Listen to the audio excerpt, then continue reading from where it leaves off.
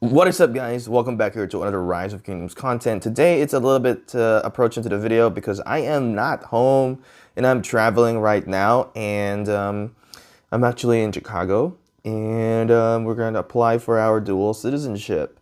All right, so we're visiting the Philippine embassy, but the big thing in here is not about me. It's actually about the game because there's a huge update that is going to be released in 2 weeks. So this is really interesting. So let's kind of go through this, and let me give you my opinion because it's a very big update. So this update is going to be called Birth of Spring. It'll be around the 17th, and Spring Festival, as we know, Chinese New Year is coming up as well. So this is going to be very big, Lunar New Year. 7-day quest. Compete for great rewards. Lantern City, collect points to earn rewards for your alliance members. Night fireworks, we've seen that. Spring Festival riches, there's a lot, right? Spring Festival feast, family gathering. It's a big update. Lucky red packet and protect the supply, arms training. Okay, so huge event that is coming up in here relatively soon, meaning there's going to be a lot of rewards. But here's the biggest thing: the Tempest Clash event now available. Okay, so this is the sea battle. All right, raging seas will not quell our thirst for victory, and we will draw strength for our mighty sails until the entire world is conquered or explored. So basically what's going to happen here is there's going to be 10 governors and split into 2 teams of 5 to battle on the high sea. Each team has 1 supply ship laden with goods that they must protect. Destroy the other team's supply ship to win. Okay, so there is going to be 3 units in there, 3 types of ships, and I believe that's going to be infantry, cavs, and archer. As we have seen in the in the leak video, the Tempest Clash puts governors on equal footing. Ooh, this is interesting. So any bonuses attached to the governor will be inactive on this battlefield. Also, that's nice. So no matter how much of a whale you are or how much of a free-to-play you are, you're going into it a fair fight. That's good. This is like actually one of the best updates that they have ever put here. Being like it's gonna be equal footing. That's nice. I'm very excited because like the Champions of Olympia, right? It's not equal footing. I wish it was. Governor City Hall must be at least level 7 to enter the Tempest Clash battlefield. So anyway, here's the thing. You don't need to have commanders here because you're just picking, different ship type. So that's relatively interesting. In order for governors with the best experience, we've opened up the high seas up for warfare. Okay, in a Tempest Clash event battle. So this is quite interesting. Warship skill do not require rage to activate governors' mastery of warship and their observation on the battlefield.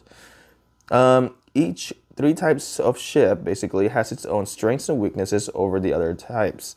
Team cooperation and mastery of combat is key to victory. This is interesting.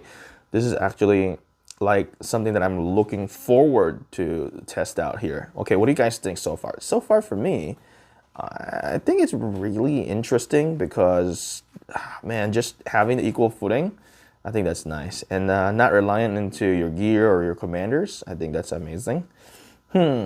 So let us know if you guys are excited with this skill, sea battle, actually. If you guys are excited for this, all right? Warship skills do not require rage to activate. Interesting, right? So, I don't know if I read something incorrectly here, but I think we got it all correct in here though. So basically the event battle, right, is entirely different from land-based warfare. So this is really, really amazing. Ooh, man, I can't wait to see that one. So there's a new building as well. Huge update, man. Huge new city building, the museum. All right. After the season of conquest has begun, governors can build a new structure in their city, which is a museum. So the museum has a total of 14 exhibits. Each belongs to a legendary commander. Governors can unlock the exhibit using exhibit coins and buy relics using relic coins to provide commanders with powerful buff. The first batch is going to be, so there's Cao Cao, Minamoto, Aethelflaed, Hannibal Barca, Richard, Charles, El Cid, YSG, Mulan, Ragnar. That's 10, 11, Mehmed, Frederick, 12, Julius Caesar, 13, and then 14 is Charlemagne. Wow, huge.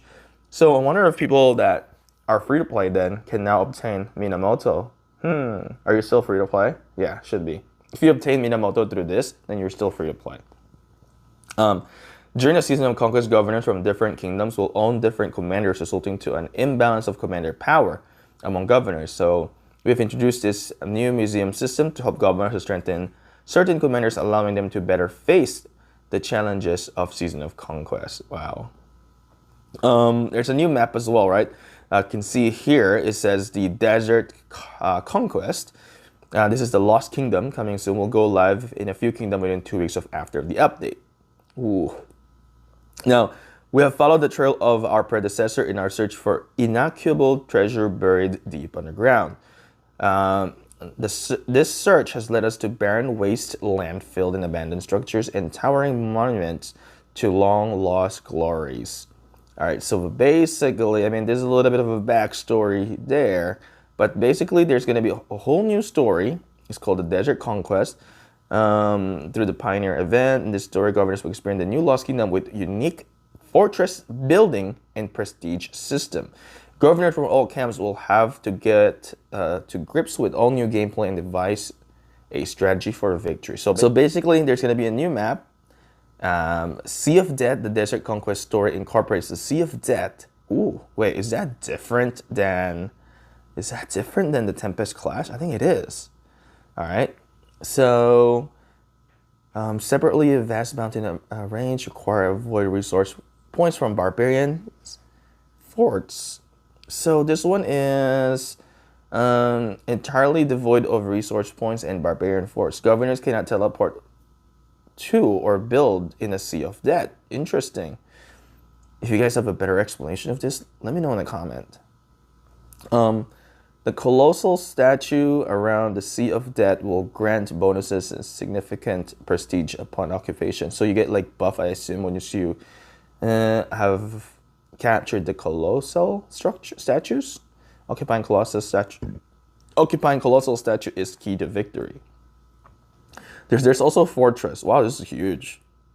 There are two types of fortress in the Death of Sea: the Desert Fortress and the Ancient Fortress. Sounds like an Ark of Osiris to me. Both of which can be occupied in any camp.